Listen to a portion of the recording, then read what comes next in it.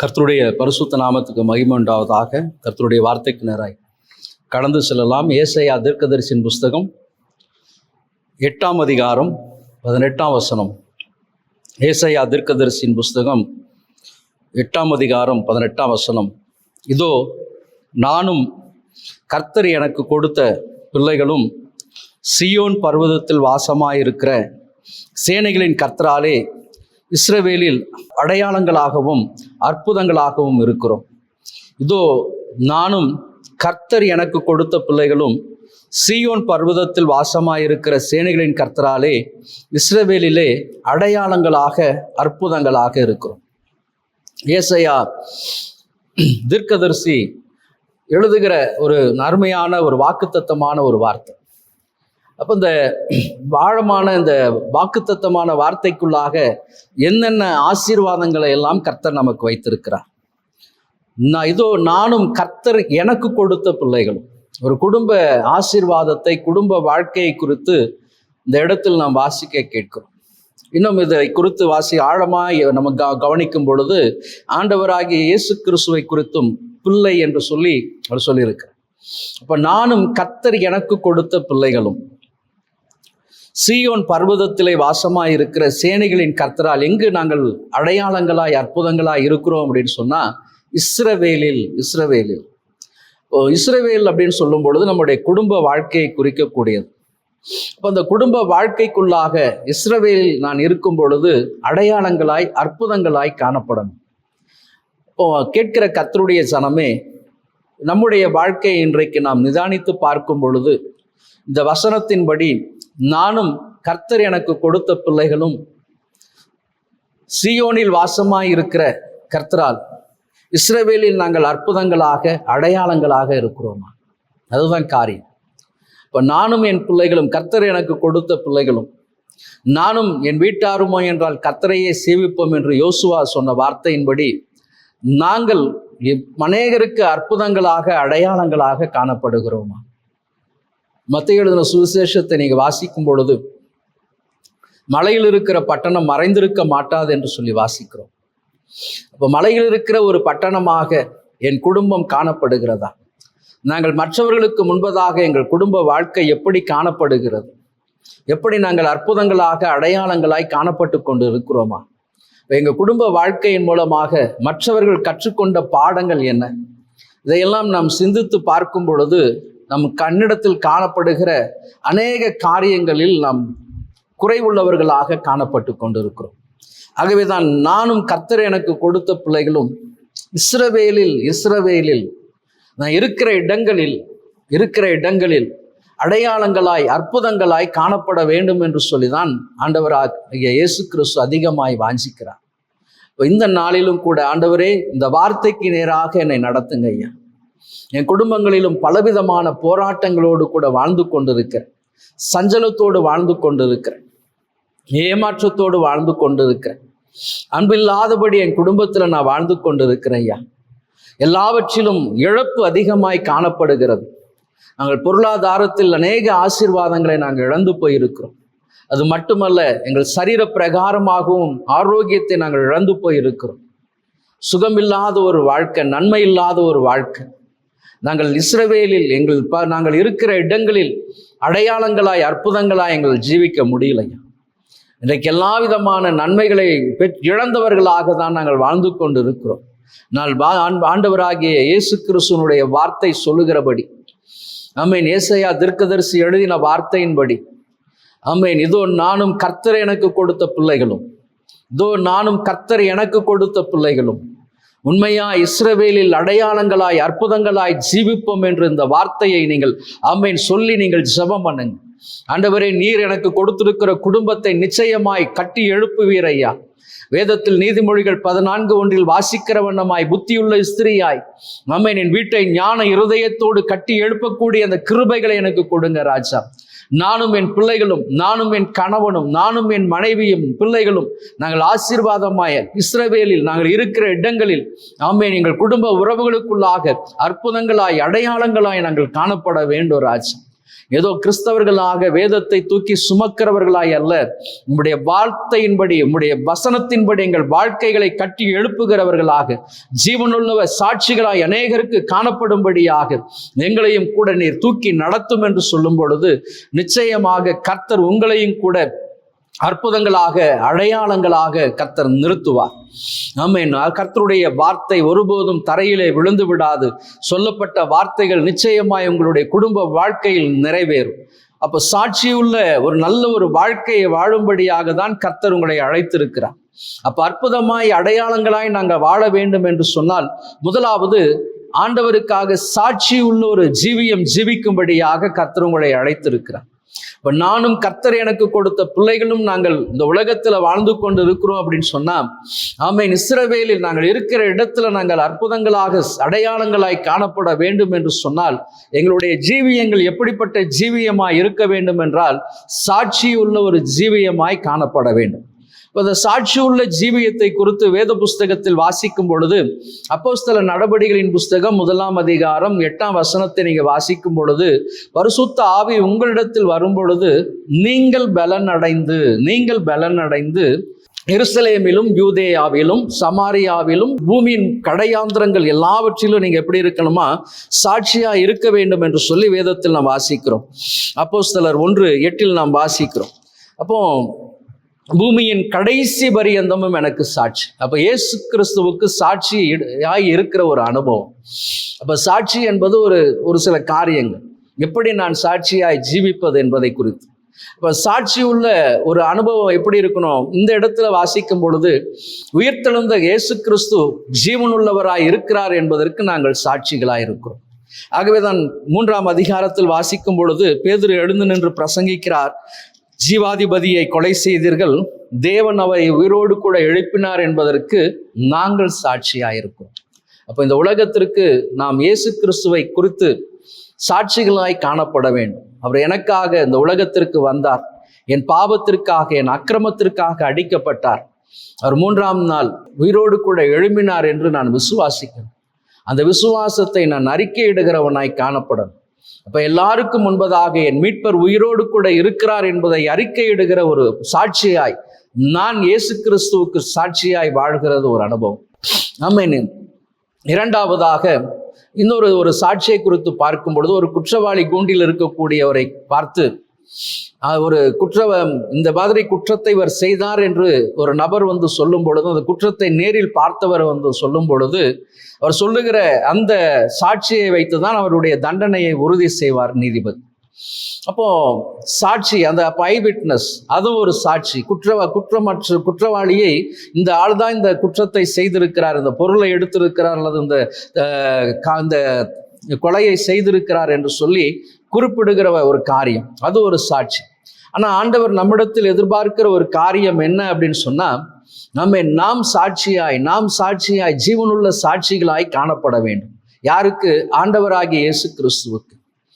ஆண்டவராகிய இயேசு கிறிஸ்துவுக்கு முன்பதாக உத்தம சாட்சியாய் நம்மை நிலைநிறுத்துகிற ஒரு அனுபவம், உண்மையாய் கர்த்தருக்காக ஜீவிக்கிற அந்த அனுபவம். தானியேலை குறித்து வேத புஸ்தகத்தில் ஒரு நல்ல சாட்சி உண்டு. நீ வேண்டிக் கொள்ள தொடங்கின பொழுதே கட்டளை வெளிப்பட்டது, நீ எனக்கு மிகவும் பிரியமானவன், எவ்வளவு ஒரு அருமையான ஒரு சாட்சி பார்த்தீங்களா? அதே போல யோபை குறித்து ஒரு நல்ல ஒரு சாட்சி உண்டு. யோபின் புஸ்தகம் 1ஆம் அதிகாரம் 1ஆம் வசனத்தை நீங்க வாசிக்கும் பொழுது, உத்ஸ் தேசத்திலே யோபு என்னும் பேர் கொண்ட ஒரு மனுஷன் இருந்தான். அந்த மனுஷன் உத்தமனும் சன்மார்கனும் தேவனுக்கு பயந்து பொல்லாப்புக்கு விலகுகிறவனுமாய் இருந்தான். இப்படி ஒரு நல்ல ஒரு சாட்சியை பார்த்தீங்களா? அப்போ ஆண்டவர் அவரை குறித்து சொல்லுகிற ஒரு காரியம், ஆமென், அவன் கர்த்தர் சாத்தானை நோக்கி 8ஆம் வசனத்துல, என் தாசனாகிய யோபின் மீது கவனம் வைத்தாயோ, உத்தமனும் சன்மார்கனும் தேவனுக்கு பயந்து பொல்லாப்புக்கு விலகுகிறவனுமாகிய அவனைப் போல பூமியில் ஒருவனும் இல்லை. கர்த்தருக்கு ஒரு சாட்சி, ஒரு மனுஷனை குறித்து சொல்லுகிற ஒரு சாட்சி பார்த்தீங்களா? ஆமென். பிதாவாகிய தேவன் யோபை குறித்து கொடுக்கிற ஒரு அற்புதமான ஒரு சாட்சி. யாரிடத்துல சொல்றார்? சாத்தானை பார்த்து அவர் சொல்லுகிற ஒரு காரியம், ஆமென், என் தாசனாகிய யோபின் மீது கவனம் வைத்தாய். உத்தமனும் சன்மார்க்கனும் தேவனுக்கு பயந்து பொல்லாப்புக்கு விலகுகிறவனுமாகிய அவனைப் போல ஒரு மனுஷன் இந்த உலகத்து பூமியில் ஒருவனும் அவனைப் போல கிடையாது. எப்படிப்பட்ட ஒரு மேன்மையான ஒரு சாட்சி பார்த்தீங்களா? ஆமென். வந்திருக்கிற கர்த்தருடைய சனமே, அப்ப நானும் கர்த்தர் எனக்கு கொடுத்த பிள்ளைகளும் இஸ்ரவேலில் அடையாளமாய் அற்புதமாய் காணப்பட வேண்டும் என்று சொன்னால் நாமும் கூட சாட்சியுள்ள ஒரு வாழ்க்கை வாழும்படியாக கர்த்தர் நம்மிடத்தில் அதிகமாய் எதிர்பார்க்கிறார். இன்றைக்கு நம்மை குறித்ததான சாட்சிகள் பெயர் கிறிஸ்தவர்கள் என்கிற ஒரு சாட்சி, பெயரில் மட்டும்தான் கிறிஸ்தவர்கள் என்கிற ஒரு அனுபவத்திற்குள்ளாய் அநேக ஜனங்கள் கடந்து போகிறார்கள். வேதத்தை சுமந்து ஞாயிற்றுக்கிழமை ஆராதனைக்கு வந்தால் சாட்சியுள்ள வாழ்க்கை வாழுவதற்கு அர்த்தம் கிடையாது.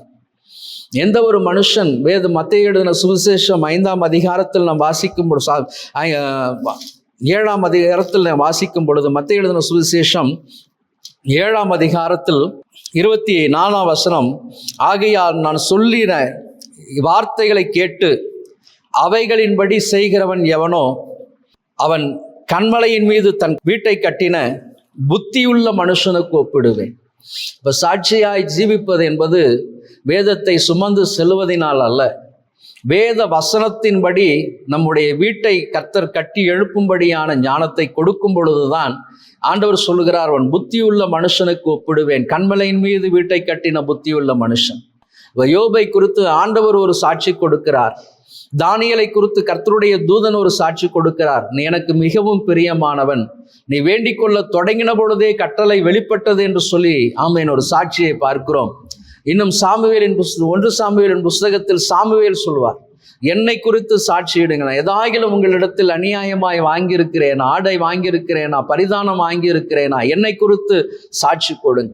அப்போ ஒரு உண்மையான உத்தமமான ஒரு வாழ்க்கை வாழ்ந்த சாமுவேல் சொல்லுகிறார், என்னை குறித்த ஒரு சாட்சி, என்னிடத்தில் ஏதாகிலும் அநீதி காணப்படுகிறதா, கர்த்தருக்கு எந்த விதத்தில் ஆகிலும் நான் நீதிகேடு செய்திருக்கிறேனா, என் வாழ்க்கையில் ஏதாகிலும் ஒரு கரைகள் காணப்படுகிறதா, என்னை குறித்து சாட்சியிடுங்கள். ஆமென். சாமுவேலை குறித்து நம்ம வேத புஸ்தகத்தில் வாசிக்கிறோம். உண்மையாய் கர்த்தருக்காக வைராகியமாய் நின்ற ஒரு நல்ல உண்மையான கர்த்தருடைய தீர்க்கதரிசியாய் காணப்பட்டார். ஆகவே தான் கர்த்தர் அந்த மனுஷனிடத்தில் ஆமென் உண்மையுள்ள ஒரு மனுஷனாய் காணப்பட்டபடியினால்தான் 3 விதமான ஊழியத்தை கர்த்தர் அந்த மனுஷனிடத்தில் கொடுத்தார். ஆசாரிய ஊழியம் ஒரு விசேஷமான ஒரு ஊழியம், மக்களுக்காக கர்த்தருடைய சமூகத்திற்கு நேராக முறையிடுகிற ஒரு ஊழியம், அந்த ஊழியத்தை கொடுத்தார். 2வது தீர்க்கதரிசியின் ஊழியத்தை கர்த்தர் கொடுத்தார். ஆமென். கர்த்தருடைய இருதயத்தின் பாரத்தை ஜனங்கள் மத்தியில் கொண்டு வருவது தீர்க்கதரிசியினுடைய ஊழியம். அப்படிப்பட்ட மேன்மையான ஊழியத்தையும் அவர் செய்து கொண்டு வந்தார். 3வதாக நியாயாதிபதியாய் ஜனங்கள் எல்லாருக்கும் அவர் நியாயம் விசாரிக்கிறவராய் காணப்பட்டார். இப்போ இந்த 3 விதமான ஊழியத்தை செய்து அவர் கர்த்தருக்காக சாட்சியாய் நின்ற ஒரு மனுஷன். வந்திருக்கிற கர்த்தருடைய ஜனமே, கொஞ்சத்தில் உண்மையுள்ளவனை அநேகத்தில் அதிபதியாய் வைக்கிற தேவன்.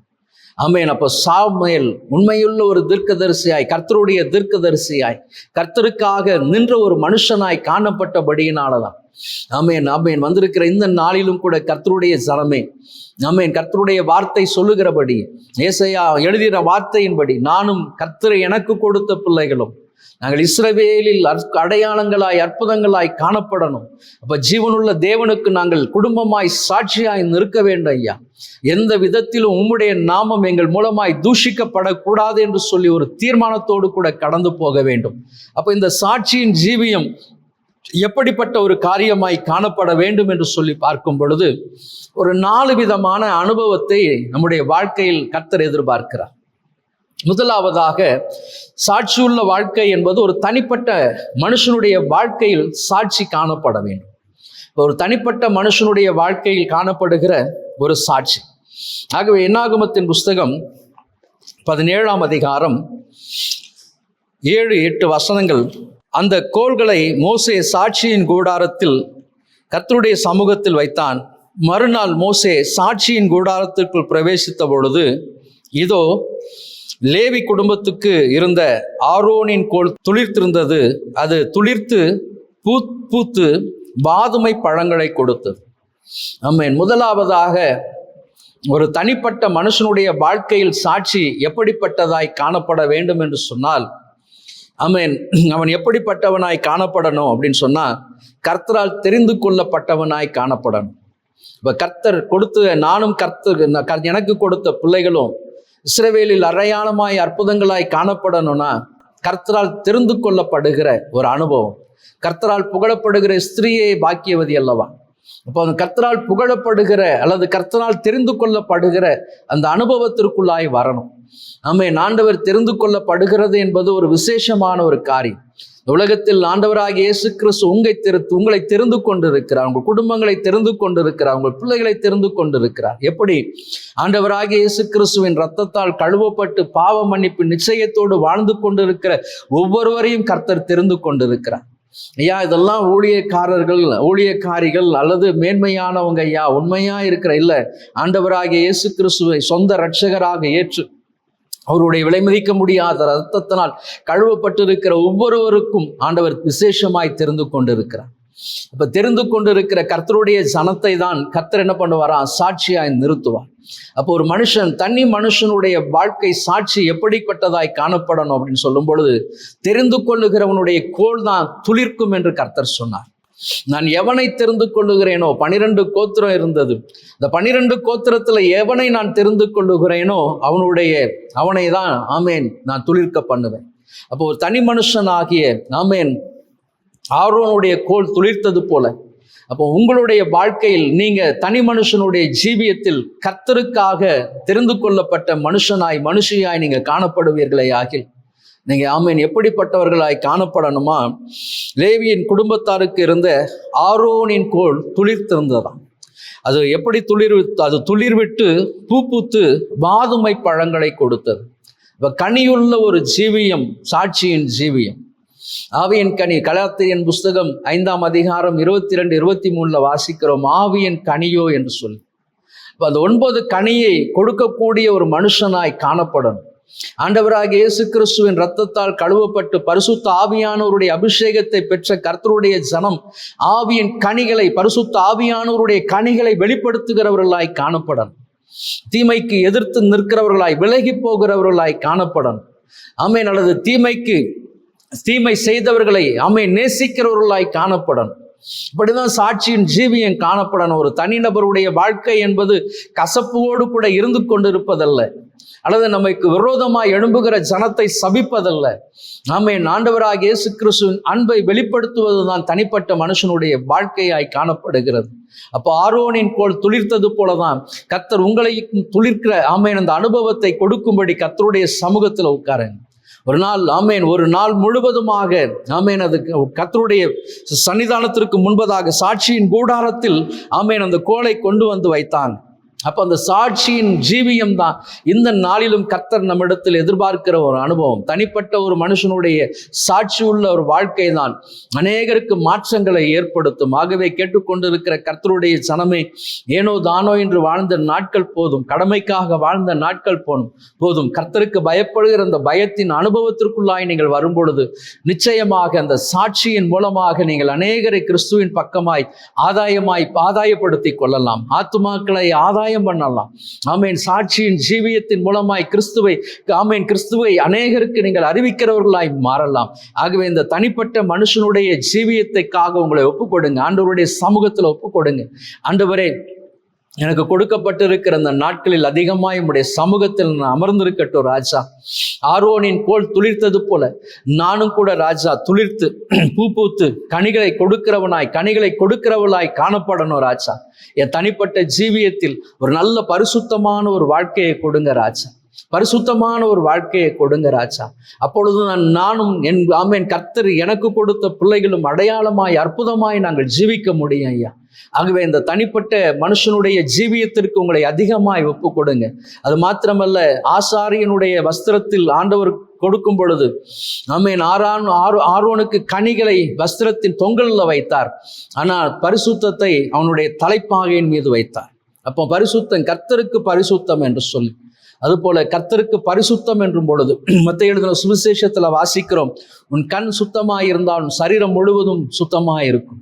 உன் கண் தெளிவுள்ளதாய் காணப்படணும். அப்போ கண்களை அதிகமாய் ஆண்டவருடைய சமூகத்தில் ஒப்பு கொடுத்து ஜெபம் பண்ணுங்க. ஐயா, என் கண்ணின் காட்சிகளில் நான் நடவாதபடிக்கு உமக்கு பிரியமானவைகளை பார்த்து, உமக்கு பிரியமானவைகளை வாசித்து, உமக்கு பிரியமானவைகளை தியானித்து வாழுகிற ஒரு அனுபவம், கரைப்படாத ஒரு வாழ்க்கைக்குள்ளாக என்னை கொண்டு போங்க. தனி மனுஷனுடைய ஆமென் ஒழுங்கினங்கள் தான் இன்றைக்கு அநேக காரியத்தில் தாறுமாறான கிரியைகள் வருவதற்கு காரியமாய் காணப்படுகிறது. ஆகவே தனி மனுஷனுடைய ஒழுக்கம் தான் ஆமென் ஆண்டவராகிய இயேசு கிறிஸ்துவின் வார்த்தையின்படி உங்க வாழ்க்கையை கட்டி எழுப்புவதற்கு போதுமானதாய் காணப்படும். ஆகவே தனி மனுஷனுடைய ஒழுக்கத்திற்காக அதிகமாய் ஜெபம் பண்ணுங்க. எந்த இடத்தில் எப்படிப்பட்ட வார்த்தைகளை பேச வேண்டுமோ அந்த இடத்தில் ஞானம் பொதிந்த வார்த்தைகளை பேசும்படியாக கர்த்தருக்காக நாவுகளை திறந்து கொடுங்க. ஆமென். எந்த இடத்தில் தேவையான காரியத்தை பார்க்க வேண்டுமோ அந்த காரியத்திற்காக மாத்திரம் கண்கள் திறக்கப்படட்டும். ஆமென். அப்ப அந்த தனி மனுஷனுடைய ஒழுக்கம் தான் ஆமென் உங்கள் குடும்பத்தை ஆசீர்வாதமாய் கர்த்தருக்காக அற்புதங்களாக அடையாளங்களாக சாட்சியாய் நீங்க நிறுத்த முடியும். அடுத்ததாக குடும்ப ஜீவியத்தில் ஒரு நல்ல ஒரு பரிசுத்தத்தை ஆமென் எதிர்பார்க்கிறார்.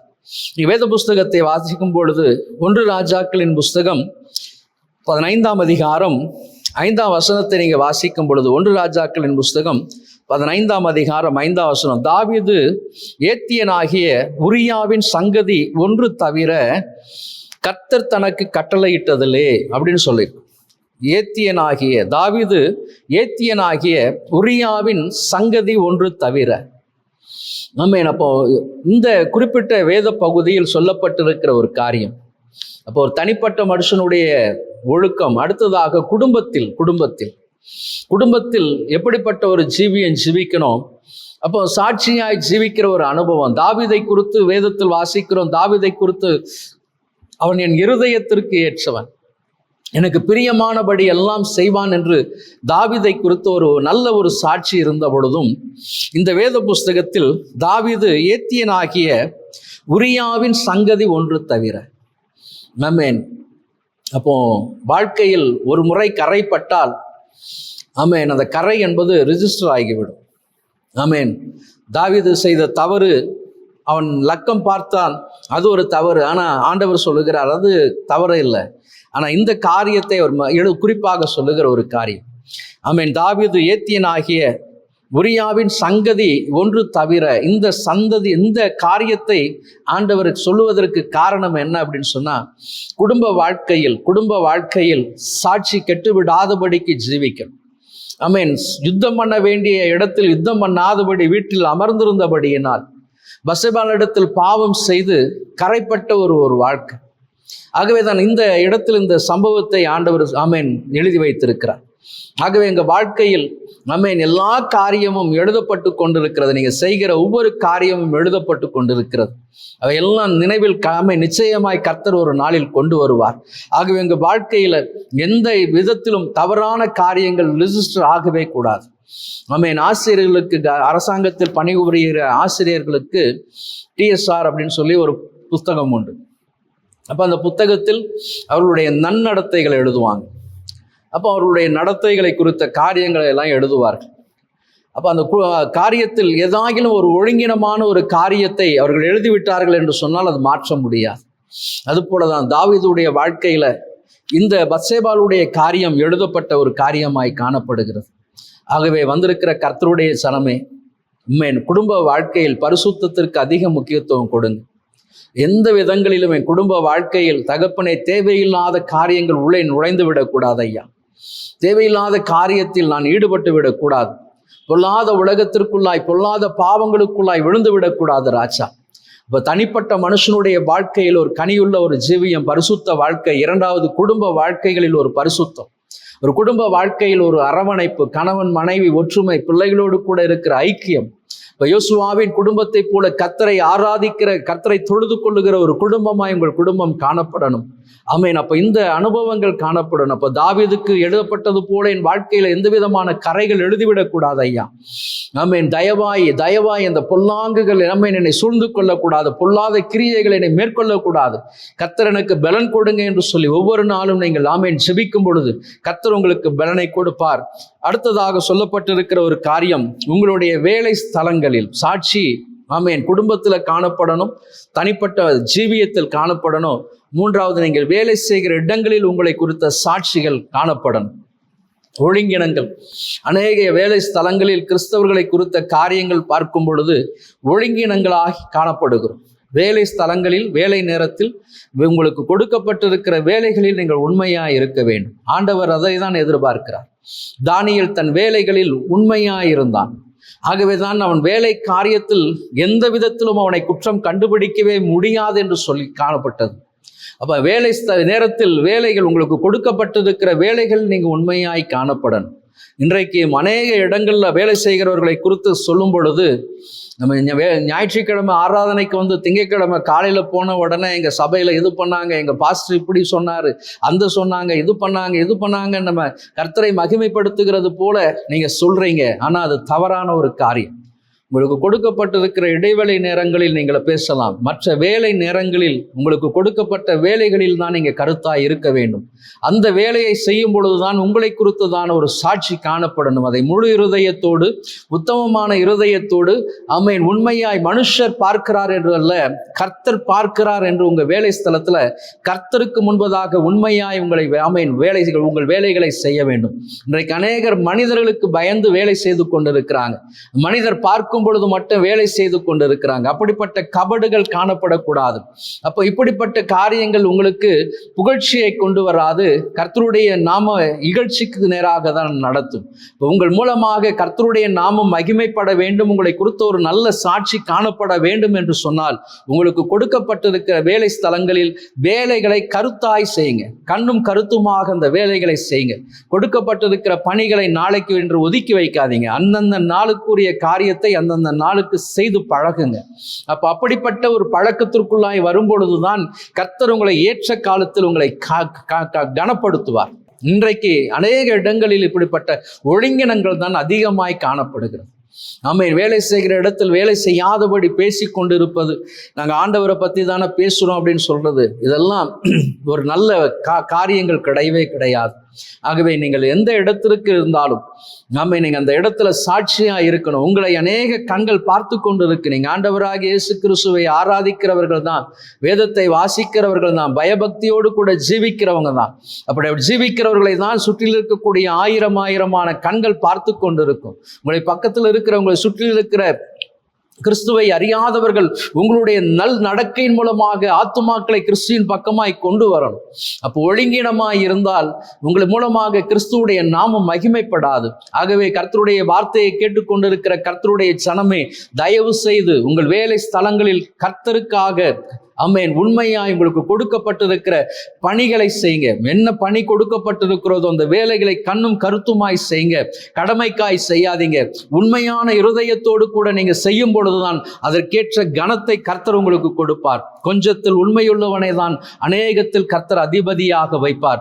ஆகவே கர்த்தருடைய வார்த்தையில, ஆமென், குடும்பத்துல தனிப்பட்ட மனுஷனுடைய வாழ்க்கை சாட்சியா இருக்கணும், குடும்பம் சாட்சியா இருக்கணும், வேலை ஸ்தலங்களில் சாட்சியா இருக்கணும். அடுத்தது சபைகளில் சாட்சி, சபைகள்ல சாட்சியா இருக்கணும். ஆமென். சபையில பயத்தோடு பக்தியோடு கூட காணப்படுகிறோம், நல்லது. ஆமென். ஒழுக்கம், ஆமென், மிக மிக அவசியமாய் காணப்படுகிறது. அப்ப நானும் என் பிள்ளைகளும் இஸ்ரவேலில் அற்புதமாய் அடையாளமாய் காணப்பட வேண்டும் என்று சொன்னால், ஆமென், நான்காவதாக என்னுடைய சபைகளில் நான் சாட்சி உள்ளவளாய் காணப்படும். அப்போ ஒழுங்கினங்கள், இன்றைக்கு அநேக காரியங்கள்ல ஒழுங்கினங்கள், தனிப்பட்ட மனுஷனுடைய காரியத்தை கெடுப்பது, குடும்பத்தை கெடுப்பது அப்படின்னு சொல்லும் பொழுது ஒழுங்கினங்கள், எந்தெந்த ஒழுங்கினங்கள் காணப்படுது அப்படின்னு சொன்னா, நேரம் தவறி வருகிற ஒரு அனுபவம். எல்லா இடங்களுக்கும் நான் நேரத்தோடு போகிறோம், ஆனா சபைக்கு நேரம் தவறி வருகிற ஒரு ஒழுங்கினம் காணப்பட்டு கொண்டு இருக்கிறது. அப்போ நேரம் தவறி வருகிற அந்த ஒழுங்கினங்கள், நீங்க என்னதான் கர்த்தருடைய வார்த்தையை கேட்டாலும் அந்த ஒழுங்கினங்கள் ஒரு ரிமார்க்காகவே இருக்கும். ஆகவே சபைக்கு வரும்பொழுது பயத்தோடு, ஆண்டவருடைய சமூகத்தில் தாகத்தோடு, வாஞ்சையோடு கூட ஓடி வரணும். ஆண்டவர் இன்றைக்கு கிட்ட என்ன பேசுவார்? சனிக்கிழமை இந்த ஆயத்தம் என்கிற மனநிலைக்குள் வரணும். ஆண்டவரே, என்னோடு என்ன பேச போறீங்க? என்னை கொண்டு என்ன காரியம் செய்ய போறீங்க ஐயா?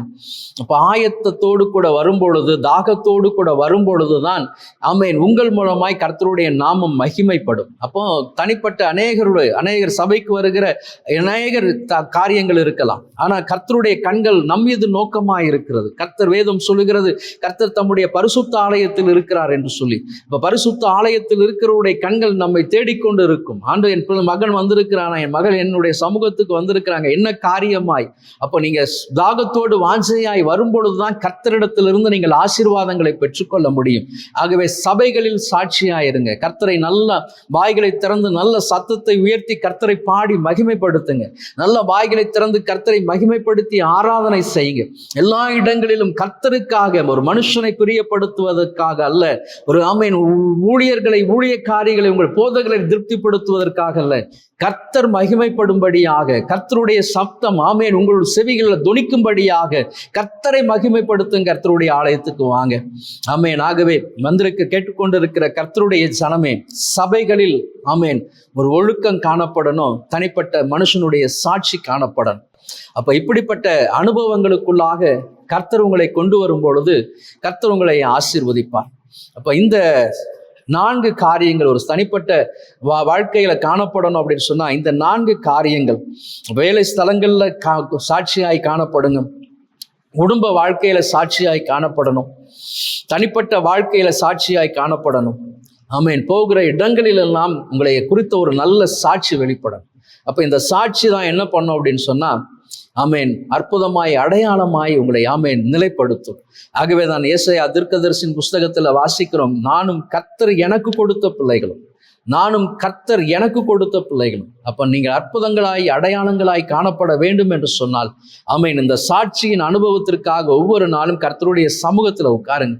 ஆண்டவரே, நான் உங்களுடைய பாதத்தில் சாட்சியின் ஜீவியத்திற்காக நானும் என் பிள்ளைகளும் கர்த்தர் எனக்கு கொடுத்திருக்கிற குடும்பம் நாங்கள் ஆசீர்வாதமாய் காணப்படணும், சாட்சிகளாய் காணப்படணும் ஐயா. ஏனோ தானோ என்கிற ஒரு வாழ்க்கைக்குள்ளாய் வராதபடி ஒவ்வொரு நாளும் உம்முடைய முகத்தின் சாயல்ல நாங்கள் திருப்தி ஆகணும் ராஜா. உண்மையை பாதத்திலே விழுந்து கிடக்கணும் ஐயா. இப்படிப்பட்ட அனுபவத்திற்குள்ளாக வரும்பொழுது நிச்சயமாய் கர்த்தர் உங்களை ஆசீர்வதிப்பார், உங்களை கனப்படுத்துவார். கர்த்தர் இந்த வார்த்தைகளை ஆசீர்வதிப்பாராக. ஆமென்.